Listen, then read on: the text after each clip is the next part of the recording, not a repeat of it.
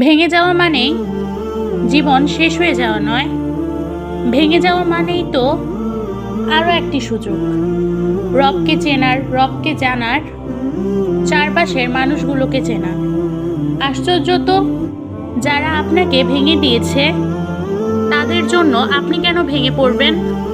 ঘুরে দাঁড়ান, নিজেকে এমন এক পর্যায়ে নিয়ে যান যেন এই ঘুরে দাঁড়ানোটাই তাদের জন্য দাঁত ভাঙা জবাবের হিসেবে দাঁড়িয়ে থাকে। যিনি আপনাকে এত এত ভালোবাসেন যে কখনো ছেড়ে যান না, আপনি সেই রবের জন্য সামনে এগিয়ে যান।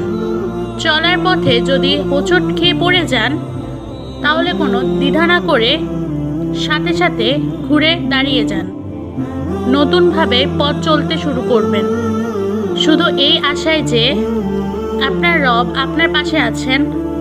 আপনি যদি আপনার রবকে স্মরণ করেন তাহলে তিনিও আপনাকে স্মরণ করবেন, কোনো সন্দেহ নেই এতে।